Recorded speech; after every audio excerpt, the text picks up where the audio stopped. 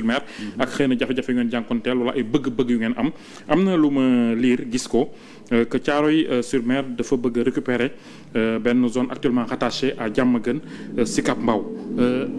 pourquoi est-ce que vous pouvez nous en dire un peu plus pour qu'on comprenne mieux. xam nga Thiaroye sur Mer dafa nekk commune boo xamante ni 72 000 habitants la sur 3,5 kilomètres carrés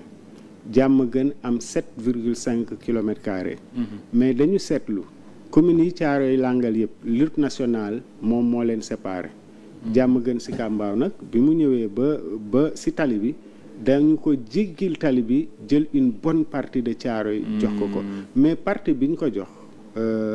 mooy partie bi ëpp pratiquement valeur entre guillemets si commune Thiaroye parce que partie la boo xam ne mairie bi amul benn investissement bu mu fay def ay industrie ñoo fa nekk industrie yooyu dañuy joxe recette te recettes yi ñu joxe Diamaguène Sicap Mbao la jëm ma jox la si ñaar exemple muy Sarr ku nekk xam na ne dafa am ay pipeline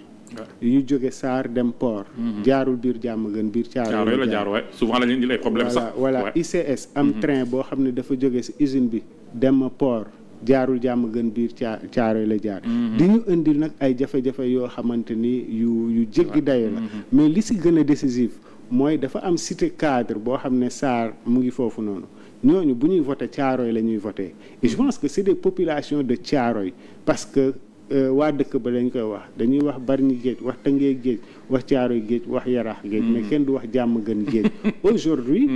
comme ni ko yoon tëralee nous avons enclenché la procédure pour que ñu réviser les limites territoriales mais biñ ko yëkkatee je pense que Diamaguène benn argument la ñu ma bëgg a coller mooy que dafa nekk di def de l'activisme politique je ne fais pas de l'activisme politique ce que je suis en train de faire j'ai mis en œuvre les dispositions du code pour demander cette révision et ce que je dénonce encore une fois depuis septembre j'ai enclenché la procédure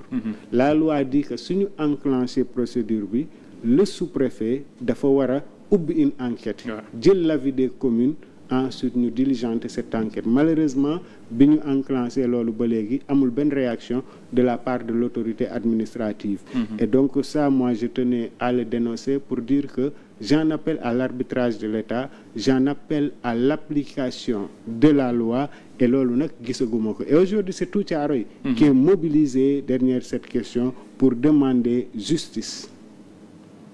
Les autorités administratives xëy na levé guñu le petit doigt mais tey jii nii ban démarche juridique moom ngeen mën a entamer xëy na wala yoo xam ne prévoir ngeen ko pour obtenir gain de cause. waaw nous sommes dans les procédures. procédures yi mooy li nga xamante ni moom laa la wax defuñu ko leneen li nga xamante ni moom la pour la finalité de cette procédure c'est la révision du décret. doo attaquer président de la République devant la justice pour mu attaquer un décret. On est dans un contexte de réforme. et réforme yi fi jaar yëpp dafa wane ne suñu bëggee suñu décentralisation poussée il faut que mu am cohérence territoriale et cette cohérence territoriale li si jiitu mooy la continuité géographique ak ensemble yoo xamante ni ils sont suffisamment bien pour mën a jël en charge sur leurs questions nous mettons l'accent sur ça on a délibéré pour demander on a exprimé des vœux à l'attention des autorités pour que ñu jël en charge cette question encore une fois c'est une question de jubanti le slogan c'est jub jubal jubanti Thiaroye est une en tout cas terre la boo xamante fan la jóge woon avant ngay eggali erreur bi mu ngi jóge en 96 loolu yàgg na boo xoolee 96 PS moo fi nekkoon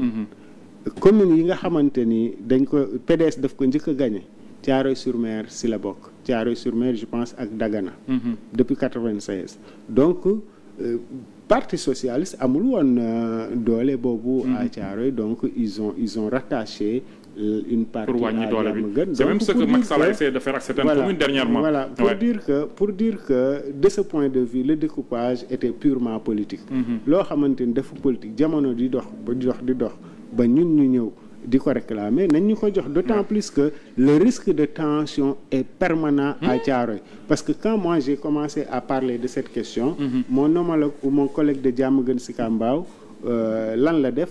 jël ses services ñu dem démanteler une cantine boo xam ne ci territoire yu Thiaroye la nekk les populations étaient prêtes à se soulever il a fallu l'intervention mag ñi nekk Thiaroye pour les calmer et je pense que cette question interpelle le ministre des collectivités, interpelle le ministre de l'Intérieur, mais interpelle en premier lieu le président de la République. Le premier ministre, ouais.